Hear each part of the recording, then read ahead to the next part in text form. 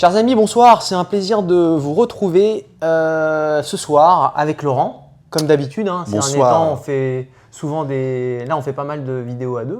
Donc oui, c'est très bien. On est sur une phase praxis assez. Mais comme je te dis, psyché. mais oui, moi je te dis, je te reprends à chaque fois. Je te dis, il y a de la... mine de rien, il y a de la psyché chez moi. Je suis désolé. Oui, complètement. Et là, on va encore le voir. Ah bah là, on va le voir. Ah ouais, sujet très intéressant parce que dans la continuité de notre dernière vidéo sur les briseurs de grève, on souhaite avec Laurent aborder en deux parties, donc en deux vidéos, les thèmes de la crise du couple et de la crise sociale et apercevoir comment ces deux crises s'imbriquent entre elles. Donc là, on va vraiment osciller entre le social et l'intime. Voilà. Et Dos Passos, John Dos Passos sera le fil rouge. Le fil rouge de ce soir et particulièrement son roman La 42e parallèle. Le 42e parallèle, pardon. Ouais. Exactement. Donc j'enchaîne. Bien sûr. Ouais, voilà. Donc c'est un peu en lien. Donc je voulais faire ces deux vidéos là en continuité aussi avec la vidéo précédente sur les briseurs de grève. Ouais. Donc avec Aragon, on était au début du XXe siècle en France provinciale puis à Paris. Et on avait vu un petit peu les luttes sociales au début du XXe siècle. Et la question les combats qu'a pu mener la classe ouvrière, la grève, tout ça, et les briseurs de grève. Et aujourd'hui, et dans la prochaine vidéo, j'aimerais continuer à aborder ce thème-là en passant par un auteur américain, donc Dos Passos, qui pareil lui aussi nous plonge en plein début du XXe siècle. Et cette fois, on est aux États-Unis, donc c'est intéressant. Très bien. Voilà. Et Laurent, moi ce que je te propose, comme d'habitude, c'est d'avant de débuter, de nous présenter John Dos Passos en quelques mots. Alors, John Dos Passos, c'est un écrivain majeur du XXe siècle. Donc américain. D'origine argentine. Portugaise, portugaise, il me semble. À vérifier, mais je crois que c'est d'origine portugaise. D'accord. Pourquoi Argentine alors? Pourquoi je dis Argentine? Peut-être parce que tu regardes beaucoup les équipes de foot argentines, ou il y a peut-être un Dos Passos Ouais, c'est marrant. Un joueur argentin. Je pensais à. Mais après, peut-être que je raconte des conneries, mais je crois que c'est d'origine portugaise. Donc, Dos Passos a connu deux périodes, on va dire. Il y a eu, dans un premier temps, il a été proche du socialisme, voire du communisme.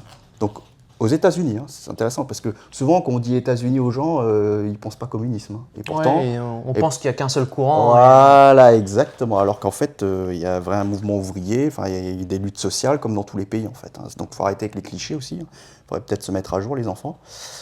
Et donc, dans un premier temps, il était plutôt dans cette fibre socialisante, et après, il a basculé, et il est devenu, il s'est clairement tourné vers la droite, si j'ai bien compris. Bon, je ne maîtrise pas à fond sa biographie, mais voilà, il a retourné sa veste, et je crois que le mouvement de bascule, le moment où ça a basculé chez lui, c'est la guerre espagnole. Un peu de la même manière, il y a Malraux aussi, qui est un peu pareil, qui a aussi changé à partir de la guerre espagnole. Sauf que Malraux, lui, il est resté quand même proche des communistes parce qu'il s'est dirigé vers la droite gaulienne, donc il y a eu cette espèce de pacte gaulo-communiste. Alors que Dos Passos, si j'ai bien compris, il était vraiment franchement anticommuniste, quoi. Voilà.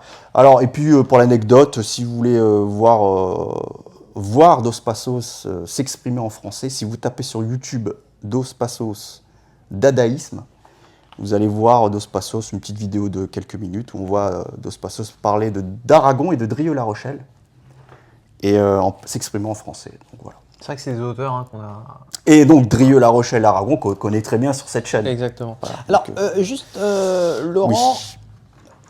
Le 42e parallèle, il a été écrit par Dos Passos, mais pendant sa période, on va dire, proche du socialisme. Exactement. Donc c'est le Dos Passos pas réactionnaire, pas de droite. Ouais, c'est la première version, le 1.0. Voilà, qu'on va lire ce soir. Donc c'est le Dos Passos plutôt révolutionnaire, communiste, socialiste. Voilà, oui, exact. Très bien. Écoute, merci Laurent, c'est toujours clair comme d'habitude. On essaye.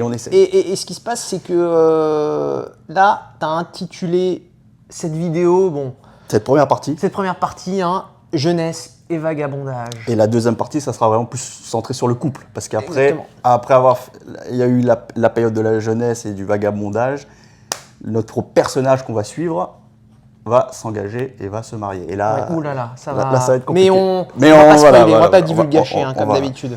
On va prendre le temps. Et en parlant de jeunesse, On va commencer doucement, mais sûrement. Hein. C'est des petits détails, mais qui ont quand même leur importance. Et on va voir que dans ces premiers passages, chez les travailleurs immigrés, les enfants de Tchèques, de Polonais et d'Irlandais jouent et se chamaillent ensemble. Voilà. Alors pourquoi tu voulais déjà aborder ce point, Laurent, Voilà. pour commencer en fait, c'est toujours dans l'idée de prolonger la vidéo d'avant, celle d'Aragon, celle qui était basée sur Aragon, parce que dans la vidéo précédente, donc je disais, on parlait du mouvement ouvrier, on parlait des jaunes, et on parlait des briseurs de grève, et on parlait aussi de l'immigration. Donc on montrait aussi que dans le mouvement ouvrier, il y avait aussi, et dans la lutte des classes, il y avait aussi la présence d'une main-d'œuvre immigrée. Donc c'était pour montrer qu'en France, c'était le cas. Donc il y avait la question des jeunes, la question des mouvements syndicalistes, la question de l'immigration. Elle est aussi présente chez Dos Passos aux États-Unis. Donc c'était juste pour faire le parallèle, pour vous dire qu'il y a de l'universel là-dedans. C'est-à-dire qu'on est le cas franco-français peut trouver un écho dans le cas américain. Voilà. Et que, en fait, il y a des choses qui sont tout à fait comparables. Et on est vraiment à la même période, au début du XXe siècle. Voilà. Donc c'est pour ça que j'ai voulu commencer en évoquant cette petite main-d'œuvre immigrée, et en passant par leurs enfants notamment. Eh bien, allons-y, je commence les deux premiers passages. De l'autre côté de la rivière, toute la rue jusqu'au coin de Riverside et de Maine, où se trouvait la pharmacie, était habitée par des Tchèques et des Polonais. Leurs gosses se battaient toujours avec ceux des Murphy, des O'Hara et des O'Flanagan d'Orchard Street. Donc là, c'est des noms propres, typiquement irlandais. Hein. Donc là, on voit qu'on a des Tchèques, des Polonais et des Irlandais.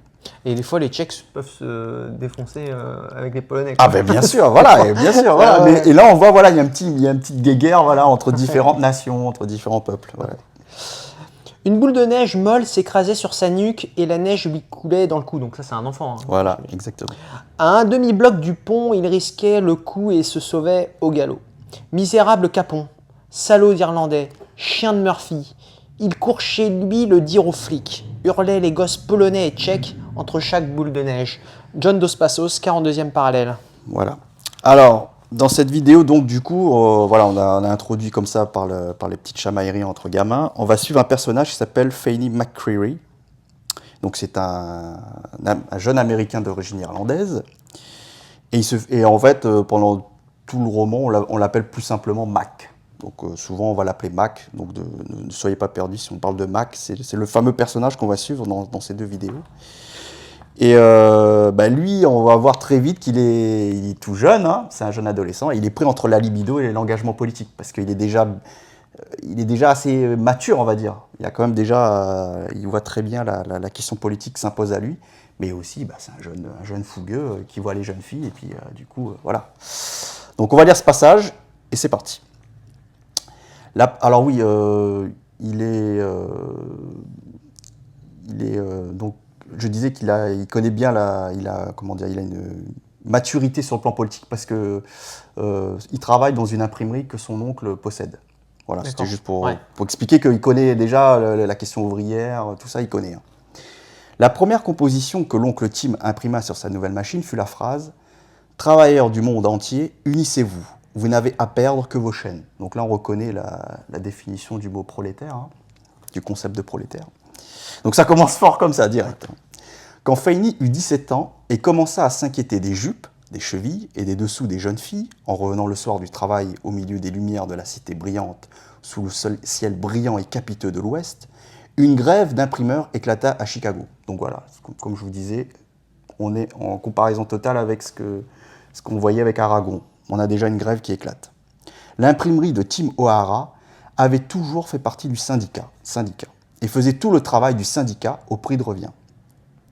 Il imprima même un tract signé « Un citoyen » entre guillemets, et intitulé entre guillemets « Une protestation sérieuse ». Et Fanny eut la permission de le composer à la linotype un soir, une fois l'ouvrier parti chez lui.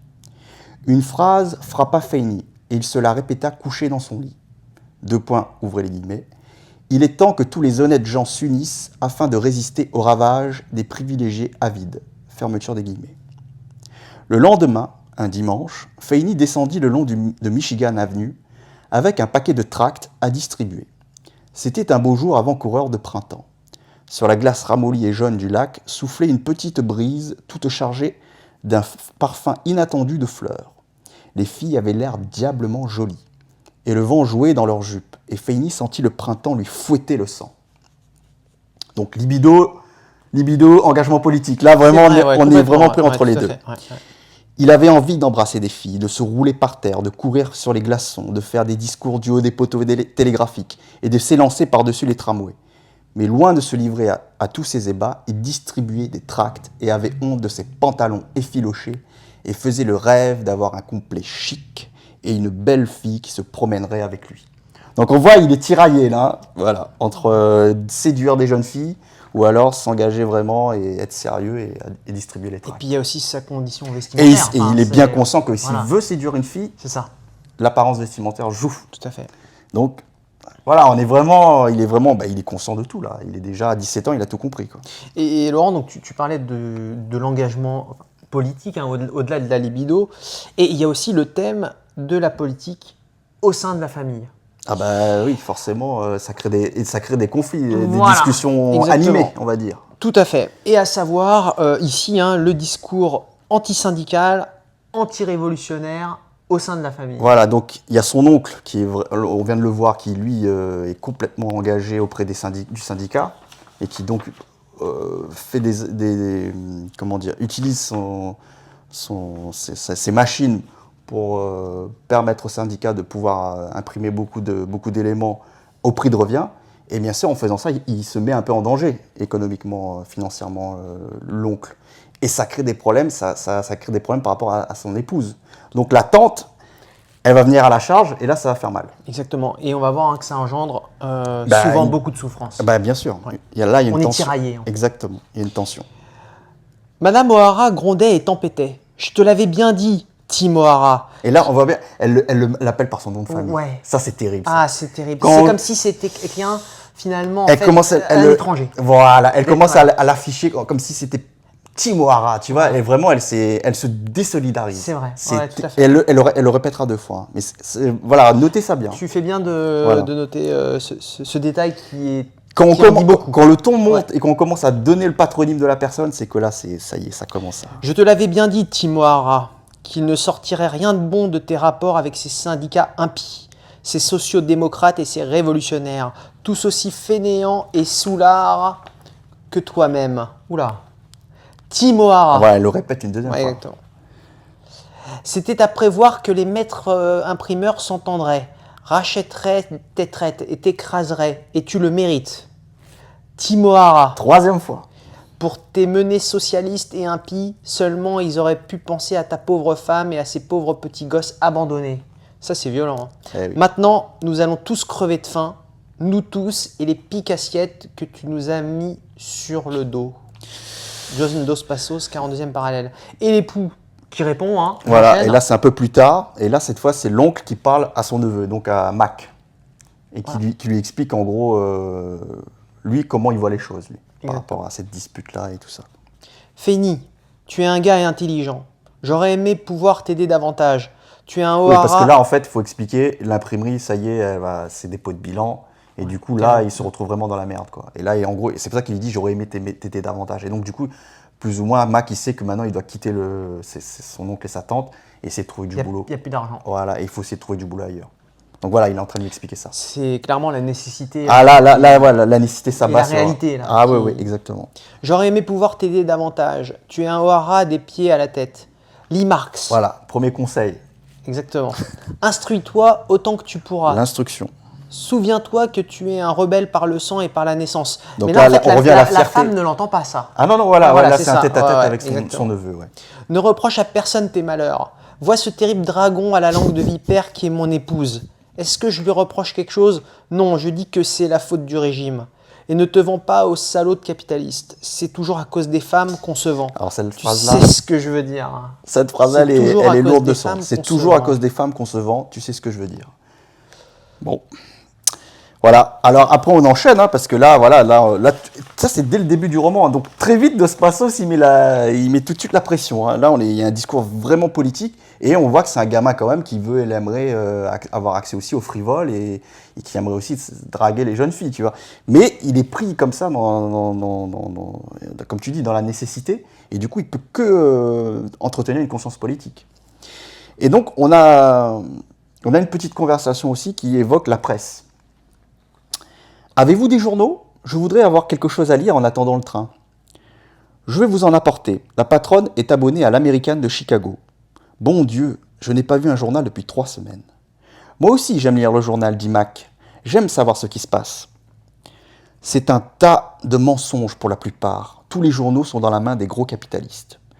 C'est marrant. Toute ressemblance avec ce qui se passe aujourd'hui. Bah oui, en fait. Voilà, c'est juste pour. J'ai pensé à ça en tout cas. Voilà, en tout cas, c'est pour vous rappeler aussi que au début du XXe, les gens étaient déjà conscients que c'était quand même, il y avait pas mal d'écrans de fumée parce que la presse était déjà achetée, était déjà maintenue par des grands capitalistes, quoi. Donc, mais ça date pas d'hier, quoi. Voilà. Mais au moins, les gens le savaient à l'époque. Les gens se le disaient dans la rue et tout le monde était un peu conscient de ça.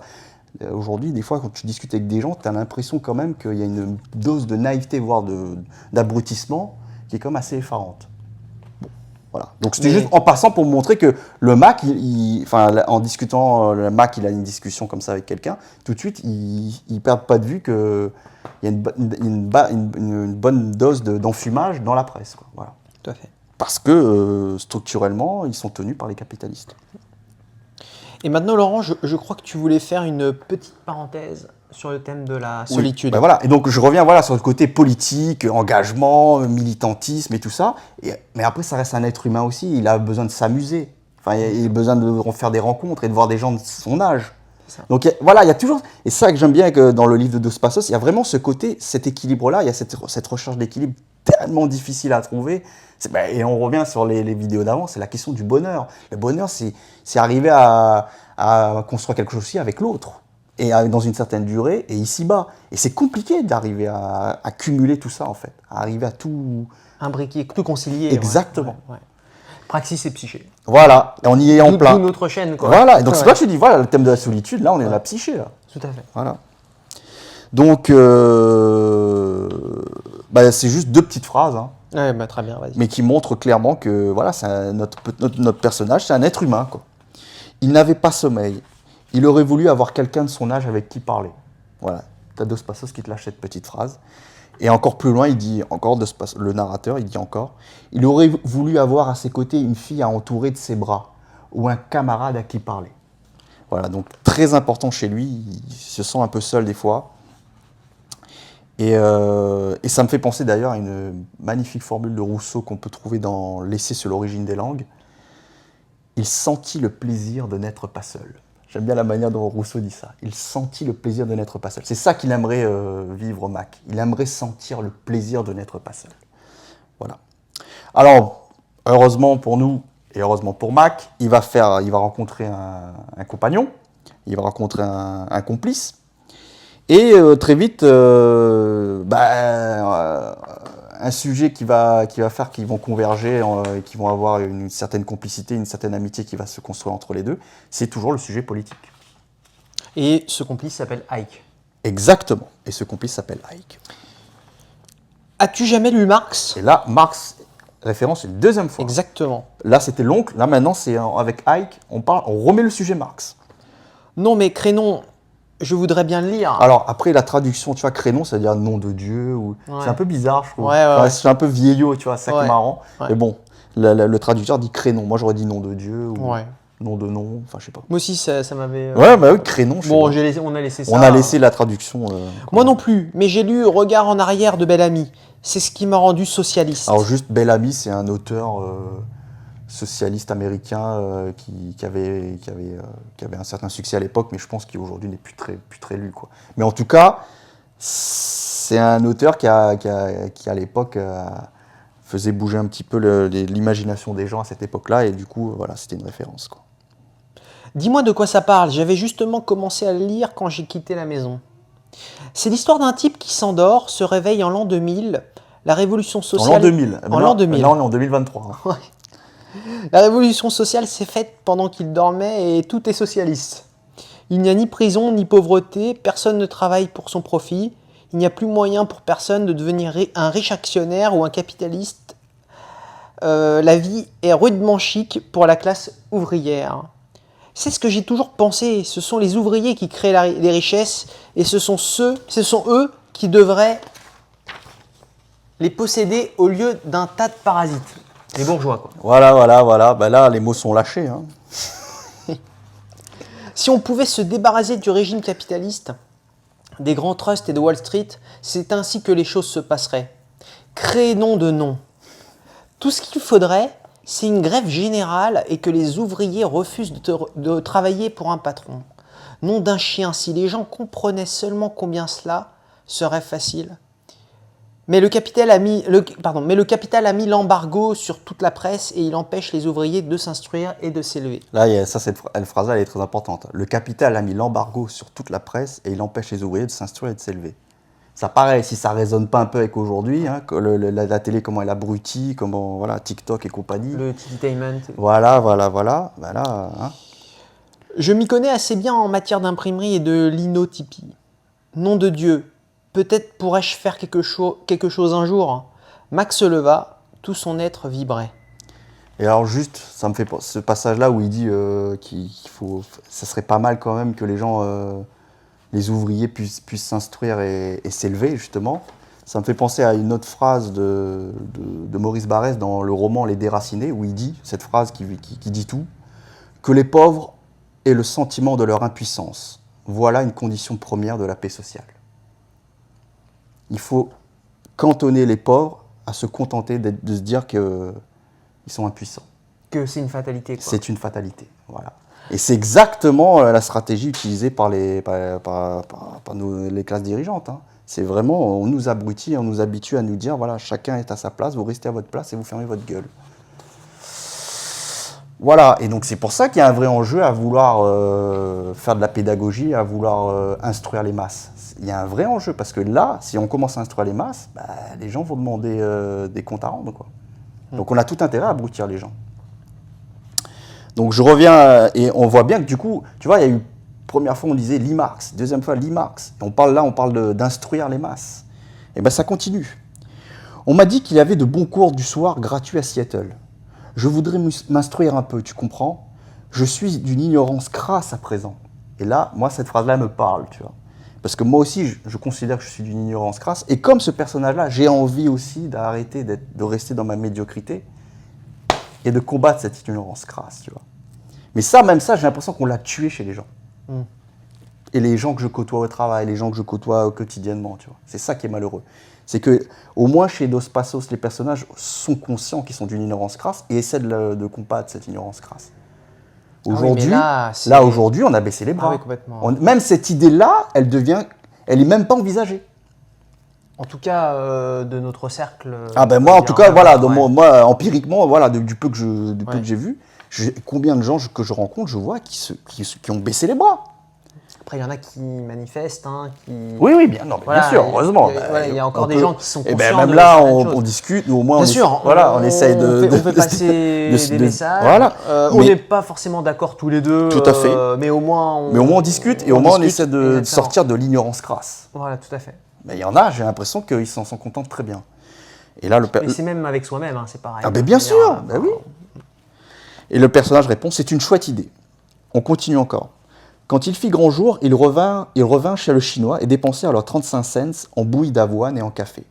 Puis ils se rendirent au bureau de placement du Canadian Pacific et s'embauchèrent comme ouvriers dans un chantier de construction à Banff. Ils passèrent à la bibliothèque publique, le temps qu'il leur restait jusqu'à l'heure du train.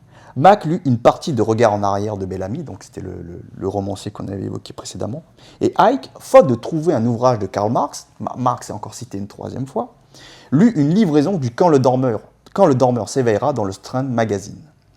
Donc on voit chez les deux personnages, jeunes, hein, très jeunes, une volonté de s'instruire.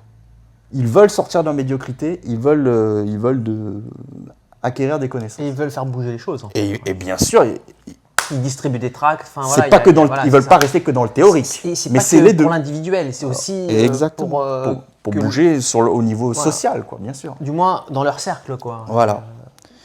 Et c'est vrai que Laurent, j'ai craché sur mon, Le sur postillon, mon polo. Désolé. On coupera pas, hein, on coupera pas. on coupe rien, on coupe rien. On coupe rien. Alors, c'est vrai que Dos Passos fait souvent allusion à À Marx. Est-ce que est-ce que c'est un moyen pour lui de convaincre le lecteur de lire Marx pour comprendre, je dirais, les espoirs et les désillusions des différentes classes sociales hein, que Dos Passos décrit dans ce roman? Alors voilà. Comment tu vois les Ouais. choses? Alors moi, je t'avais répondu quand on a commencé à faire la trame. Je t'ai dit bon, déjà, on est d'accord. Dos Passos, c'est pas là, il est pas, c'est pas un homme politique, c'est pas un politicien. Là, c'est comme un roman. Ouais. Donc c'est pas un tract politique qu'il est en train de nous faire. Mais je pense que quand même, là, il essaie de traduire l'esprit de son époque. Donc on est au début du XXe.